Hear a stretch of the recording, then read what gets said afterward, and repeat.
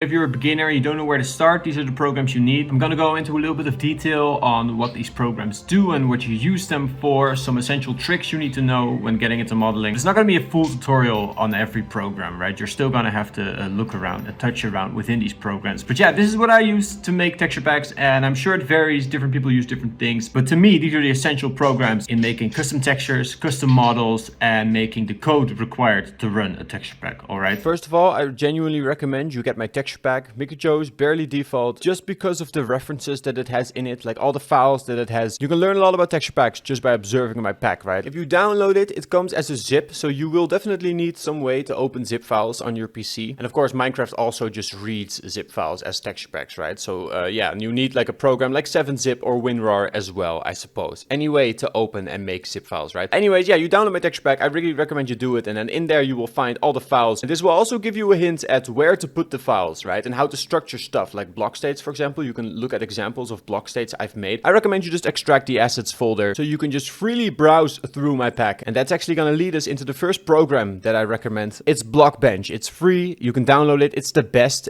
I don't think there's ever going to be a better program for Minecraft block modeling than BlockBench. Okay, so just get BlockBench. It's pretty essential. And if you pair that with my extracted pack, then you can also browse through the models folder, right? And there's a folder for item models, for example, my sword renames, and then you can just drag the JSON files, which are the models, into BlockBench, and it's going to load them up. And these are the elements, right? All these cubes that I have on the right here. That's actually what makes up my model. Then you have display settings that you can set, specifically useful for Minecraft items. For the beam sword, I actually don't have any display settings set. You'll see that everything is set to 0. Display settings are basically how your character holds stuff, right? So you're going to have to want to set this in a custom way. But I don't have anything set, as you could see, right? I have everything set to 0. And that's because I am parenting my model, okay? So that's a technique that I guess we'll get into right now. So if you open this JSON file with Notepad++, that's another program I use. I'll go into that in a minute. You'll see that the model file contains a parent little line of code. And this is going to be essential knowledge for you too, okay? You're going to need to know how to open these files and at least how to insert lines. Like what if you have a model file and it doesn't have a parent line? Then the easiest way for me to do it is just to open the JSON file in a text editor like Notepad++. It's more of a code editor, and just insert a line yourself. So you're going to want to become really familiar with the formatting in models. For that, obviously, you can just look at, again, my pack, or you look at the default textures, which I also have extracted. I find it very essential. Sometimes even for textures, right? I like to look at the default textures just for palette references. Vanilla Minecraft has a lot of great palettes that I want to tap into, especially for my vanilla style pack, right? So I also have a copy of the default assets. Also useful for block states and item states to just see what sort of stuff is possible. For example, if we open the chest item state, it's going to give away that Minecraft has the ability to add date-dependent textures. It's really useful. And yeah, the parenting thing that I did for the beam sword. Basically what it means is if it parents a different model, it's going to take all the information from that model and then only override the information it has here. So in this case, it's a lot of information because it's a lot of elements, and even some display settings for the GUI and for fixed, which means in an item frame. Nothing else. So you could also see that represented in BlockBench, right? When I go to the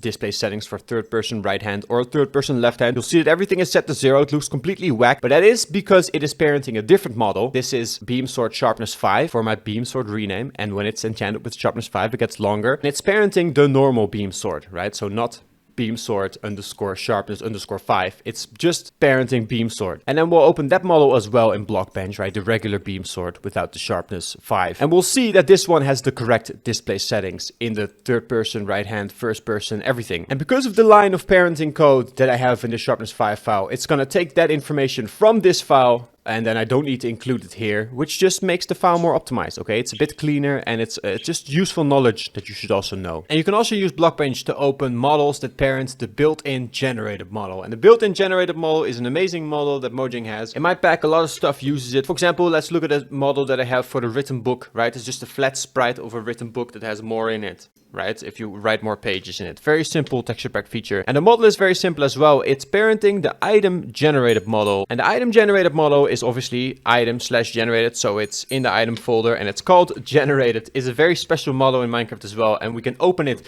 And that one is parenting built-in generated, except it adds some display settings, right? And the built-in generated model is a model that we can't access or open, right? And that's a model that will automatically turn your flat item sprites 3D, right? If you make a texture pack, you have a netherite sword texture, but in game it is like 3D cubes. That's not because I like went in there and made this 3D sword. It is because my sword texture parents the built-in generated model. Ultimately, it goes through this item generated model first, so it adds some display settings, right? So your sword in your hand won't be massively whack. It'll look like the way an item is supposed to look in your hand. But yeah, that's how it does it. There's a built-in generated model in Minecraft. And what's sweet about BlockBench is that it can also open those. So we have this bulging written book model that I have in my texture pack. And then if we drag that into BlockBench, it's not going to allow us to edit it, because you can see here it has this special puzzle piece right here instead of model elements. And this represents the built-in generated model. So don't mess with this. Don't unlock this little key lock. Just keep it right there. But it will load up your flat texture in 3D. But the most important part is going to be display settings. If you're not parenting the item generated model, which will give it automatic display settings to make any item look like, well, the default item. BlockBench also has that built in. You can apply presets, right? So if you want like the default item, but slightly higher, for example, right? But otherwise have it be exactly consistent. You can also use BlockBench presets. But yeah, huge. You understand parenting now. So you parent the built-in generated model, which automatically makes your sprite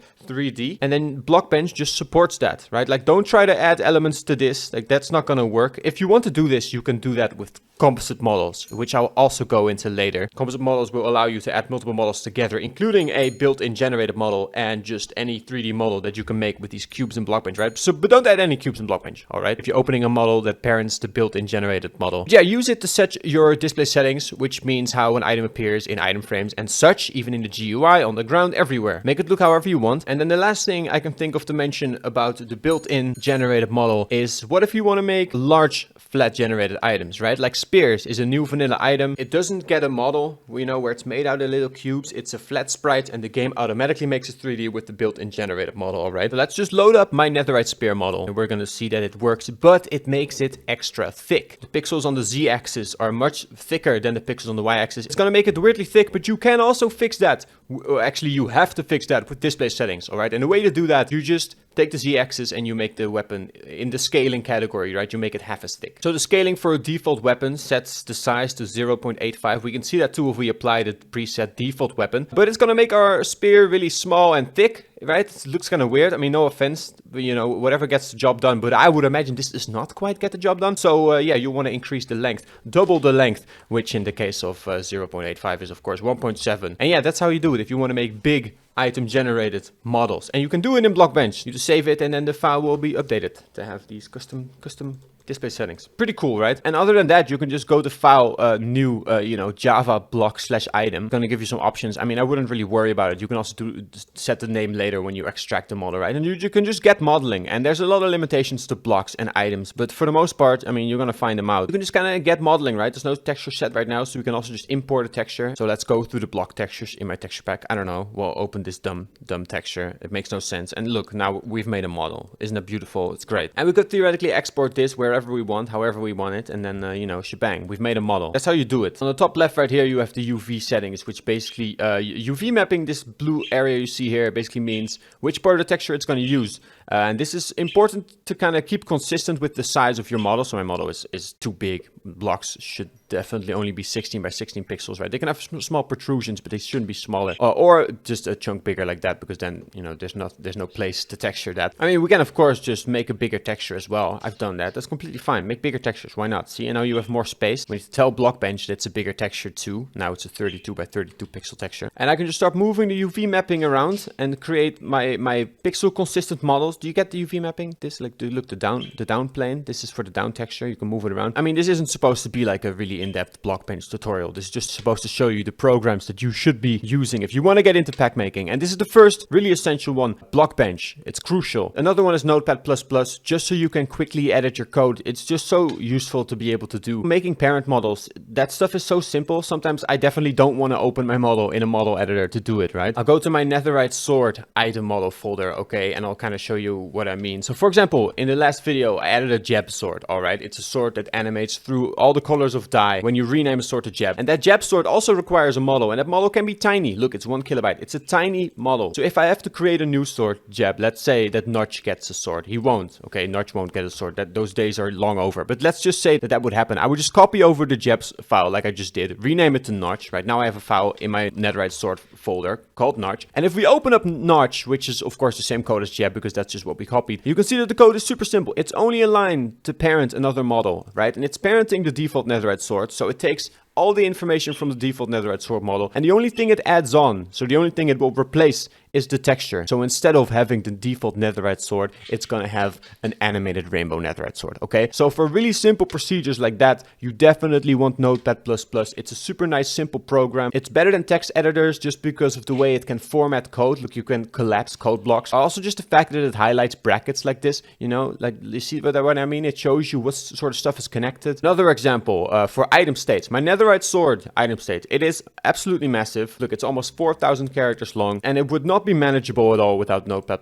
I'll keep it simple. My netherite sword item state file is gonna look for names, right? Kind of the theme of my pack, renames. My model type is select, and then the property is component, and then the component is custom name, and then the cases for the custom names are all my models. Another essential reason why you kind of want to know a little bit of code, and Notepad++ can really help you with it, right? By highlighting these brackets, for example, you can see this is one column sort of thing, right? When the name is the dog sword, type is model, and the model is just the model location, right? So it's in the item folder. I have a folder called netherite sword, and in there I have a model JSON file called the dog sword. And let's say I want to add another rename. I will simply do it by copying the code, right? I'll copy over the chunk that I know I need to insert another case, and I'll just do it like this. Right, I just did it, and then we'll change this to, I don't know, tutorial sword, right? Because we're doing a sort of a tutorial type thing. And then the model will also need to be changed, or else you'll just rename a sword to tutorial sword, and it's going to make it look like the dog sword, right? So we want to change this to tutorial sword, assuming that's what we name our model to, which we should do. And I mean, that's already done. That's another case added. And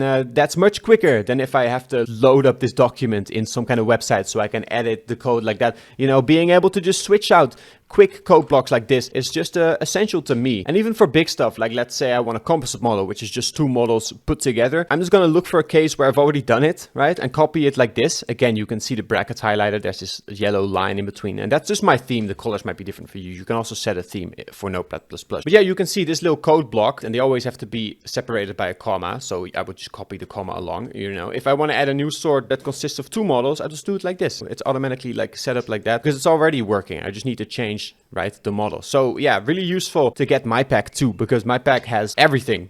I mean, not yet, but I would say my pack does so many things. You can get so much knowledge just from looking at my pack, right? And once you know how to like manually kind of interchange the code, you'll be able to do so much. Something else Notepad++ is crucial for, which can be a huge time saver, the Control F dialog screen. The find and replace command is just so powerful. Basically, you can find specific exact phrases used. You might have to like set these settings so it matches the case, especially for stuff like name dependence, where you have sparkler written out here with a capital S, and then you also have sparkler here with a small s, right? Just a little checkbox setting you might want to look out for. But let's say that we want to have the exact same renames for diamond swords that we have for the netherite swords. I'm not going to like, you know, recreate it manually, or like, I don't know, I could copy the netherite sword file and then I could look for every instance of netherite and type diamond instead. No, I'm not going to do that. I'm going to use a find and replace command, and it's really simple. I'm going to highlight the text that I want to find and replace, and then I'm going to click Control F, which is automatically going to put it in this dialog box. But we don't want to be in the find tab here. We want to go to the replace tab here, and then, well, it's pretty self-explanatory. Replace with, I mean, obviously, if we want it for diamond swords, we're going to replace all the instances of netherite with diamond. Click this button right here, replace all, and that's it. I mean, you know, once you get the hang of thinking like this, it is so useful. And you can even click this button, replace all, in all open documents, because you can have multiple documents open at the same time. If I'm making compass renames, the DAO of compasses consists of 32 models. Those models are all really tiny because they're parenting this one model, the DAO, and I can actually open that one up in BlockBench. See, it's just a little DAO. And what these models do, compass 0 through compass 31, is just parenting that DAO and turning it, right, rotating it every time, right?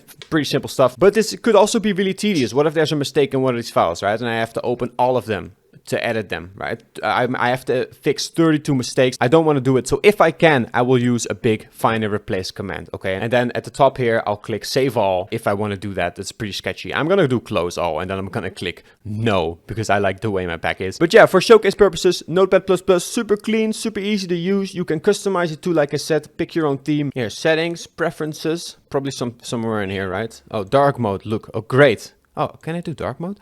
Oh, this is dark mode? I don't know if this is super pretty. Well, I might have to get used to this. Finding out about dark mode right now. Do we like that? It might be brighter than what I had previously, honestly. Anyways, yeah, pick your own theme, Notepad++. Great program, and my next recommendation. We've gone through models and we've also gone through some code managing programs, but we've only glossed over the textures. Look, here's the textures. You can even show where the texture is loaded if you right click on them, right? Show file in Explorer. You can even click edit externally, which will prompt you to pick a program to do that with. And the program that I recommend that you download for image editing is Paint.net. This is what it looks like. It's a free program and it's just super straightforward. It's like better Paint. It's called Paint.net, but the site is getpaint.net. Okay, they couldn't get the domain Paint.net apparently. Great for pixel art in my opinion. It has some nice features built in. For example, on the color picker tool, right? You can switch what it does after you select the color. I have it set to automatically switch the pencil tool. So if I pick any color, I can just start pixeling with it right away instead of then having to select the pencil tool, you know. But that's just, all of that mostly comes down to what you're used to, okay? If you're already using an image editor, for example GIMP, right? I've heard a lot of people say they like it and people compare it to Paint.net, and I've never used it. But if that works for you, it's probably just as good, all right? Just don't use regular Paint. If you don't have anything, get Paint.net. But if you already have something you're comfortable with, that's the right way to go, okay? Like, I'm gonna show off Paint.net because it's what I use, but I truly believe that when it comes down to graphic editors, like if you can do anything that you need to be able to do, then that's the one for you. Paint.net just works for me because I'm really quick with it. I've had over 10 years of experience in this program. I know all the shortcuts and, you know, I know how to work it and do it quickly. I even have some plugins installed. You know, you can get plugins for Paint.net. I'll show you quickly, you know, some preferences that might be nice to set up for pixel art that I've really enjoyed, you know, that over the time must have saved me, like, I don't know, at least 20 minutes, you know, over the years. And we can pull up settings in the top right here, you know, or press Alt X. I didn't know that, but we can do it. Alt X. Okay, we'll do it right now. Okay. Color scheme dark. That's the way to go for me. Tools is probably the most useful because you can set tool presets, like stuff it's automatically set to. If you're doing pixel art, for example, you'll probably want to set the anti-alias setting, right? You want to disable it so it doesn't make blurry lines, right? So you can just change the pixels exactly. Yeah, Paint.net has a nice preset. It has nice shortcuts and great simple tools and everything you might want to do. Even for stuff like thumbnails, you know, like I make my thumbnails in Paint.net. I do everything in Paint.net. So I can zoom in and do pixel work, or I zoom out and do big graphical work. You know, there's layers, so you can draw stuff separately. Also really useful to put models over each other. Like, let's say that I have a big pink model and I put it here and then I'm like, oh shit, I wanted that blurry line to be under it. Oh sweet, I can just switch it around, right? So that's awesome. What if I want a big shadow under the purple blob? I'll just copy that layer, so there's two purple blobs. I'll make this one completely black. This is genuinely how I do it. Like, Photoshop has built in like shadow features, but this is how I do it, and it gives me a lot of control and I really like it. Did you see what I did there? I made the bottom purple circle, I made it completely black and I moved it down and to the right a little bit from the top circle. And now I'm gonna apply one of my favorite filters, the Gaussian blur, and it's gonna turn that black ball kind of into like a shadow layer. And you see that? See what's just happened there? Just like that, quickly we were able to add some pretty cool depth to my little silly image there. See it? You want to see it again? So I copy this one over and then I make it dark. So there's two swirls now. One of them is dark. And then I'll move this over a little bit and then I'll add a shadow and then probably move it over a little bit more. Fine. Look at that. Some nice depth that you can do with Paint.net. So easy, you know, and then you have layer properties so you can make layers more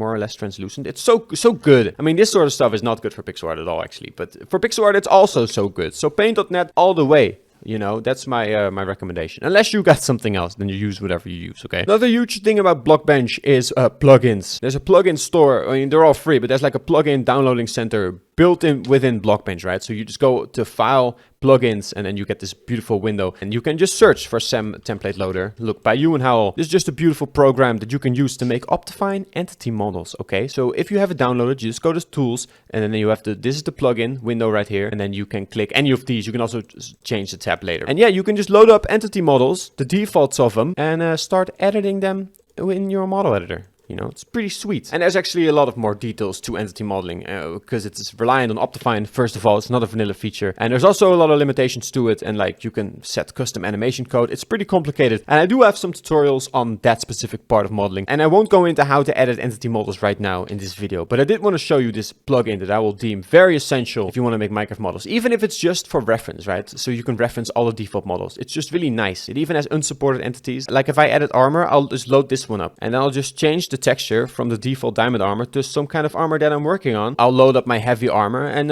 there you go. Bada bing, bada boom. And BlockBench also has an image editor, which is completely valid to use for simple pixel changes. Like if you already have a palette here set up, you can just pick this color and start drawing on this texture. I use this all the time for simple pixel changes. Like if I'm making pixel art, I'll do the whole model in BlockBench sometimes, you know, just because it's really nice to be able to rotate this model. Just pick your colors and sometimes even make your own palettes here. And then yeah, then you can just right click and save your textures here. I'm not going to do that because I really liked my armor the way I made it. Look at this. Who's using BlockBench? Everyone's using BlockBench. I mean, you're dumb if you don't use it, okay? That's the point. BlockBench is beautiful and the guy who made it should get a cape. Next up is not a program, it's a site, which might be even better. It's this site, miso.github.io, and it's just essential for making item states, basically because otherwise you're like scouring the wiki for possible component matches. That's a no-go for me. This helps you find out everything you need to know about item states just through exploration. And I use this alongside Notepad++ to make my item state, right? So there's also code here. Right here I have my Netherite X code. So I'm just going to copy it all. And then I'm going to go to that website and I'm going to paste my code in the bottom here. And firstly, it's going to format it nicely. So if my formatting was kind of whack, because I said sometimes I copy over code, right? So I'll just kind of like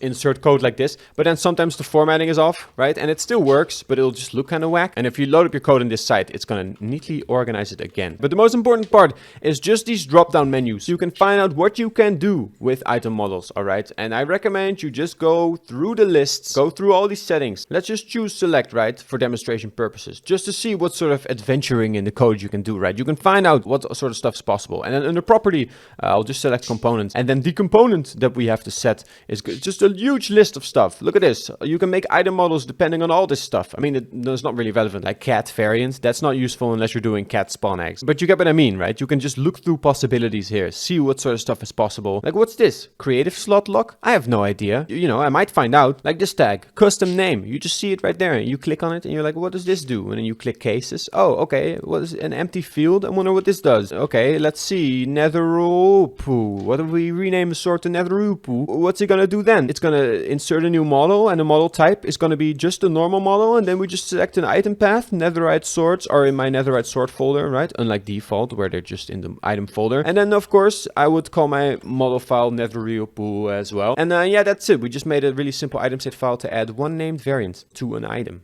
Presumably a netherite sword. I mean, you get it. This isn't about how to make name-dependent items. It's about how to find out how to do it, right? You can just find it out on your own. You actually don't need a tutorial. You just need to really research this site and all these little tags and all the stuff you can use. Like, look at this, enchantments. So I can make items that depend on specific enchantments, right? Cases. I'll add another case. When? And then there's another drop-down menu. That's why this site is so good, because you don't need to know what you put in there. It's just gonna kind of chew it out for you. And the cases here, let's see, how does this work? If my item, let's say it's a netherite sword, has Curse of Binding, let's have it use a different model, right? Probably also in the netherite sword folder, since that's just how I like to do things. And we'll call it the Cursey Blade, okay? And then if we want another enchant covered within netherite swords, we can just add a case. So now we have when Curse of Binding, it's when we're gonna make this model. And then the next entry is when, I mean, I don't know, channeling. When you get a netherite sword with channeling, fine, bear with me. It's gonna make the channely sword, you know, fine. So that's pretty simple, right? Now we've added 2 enchantment dependent variants already for netherite sword, but we also need a fallback for if a sword is not enchanted. And you do it easily in the site as well. You know, you just click the fallback button and then let's see. Oh, we can just select a normal model again. So that's pretty simple. That's just a model location. And then we'll just do, how about we do the default netherite sword? So it's not even in a folder. It's just, right, see, and the site's even going to display it because the site has access to the default textures. Beautiful. And then when it's enchanted with channeling, it'll be this model. When it's enchanting with binding curse, it'll be this model. And then you just copy this code, right? You put it in your item state file that you have here. You just replace the code with that. Or you can also just click download, right? It's a download button. And you get a draft file, which is just that code, and you'll rename it and want to put it in the right location. But yeah, I mean, the world is your oyster, especially with this miso.github.io asset/item version 1.21.10 site. Oh yeah, for sure, whenever you're using this, make sure you're using the right version for your Minecraft version, right? Like the system was introduced in this version, but it was really buggy and barely worked. Then it was refined in this version. And then since then, we have gotten a bit of changes, you know, a bit more additions, stuff to play with. So yeah, make sure this is set to the right version that you need. I have it set to the latest full release at all times for my pack personally. Use this site to find out what you can do. you. Get Paint.net to edit your textures or whatever you previously had, and BlockBench to edit your models. That's an essential one. There's no alternative at all, basically, especially since it's free. I mean, God bless. God, thank you, Janis, who makes BlockBench. Shout out to him. And lastly, as an honorable mention, I'll show off Ewan Howell's YouTube channel, who does a lot of tutorials. You know, he probably has a playlist, right, with pack tutorials. Look at this, all these details on making entity models. Great. So that's another resource you could check out, Ewan Howell's YouTube channel. And I, of course, also have more tutorials. And these are the big programs that I use, okay? And other than that, I don't know, Minecraft? Get Minecraft, you know, so you can actually run your textures. I don't know what to say. I hope that was useful information. So thanks for watching and good luck on your pack making endeavors. Check out my other tutorial videos. All right. Okay, bye.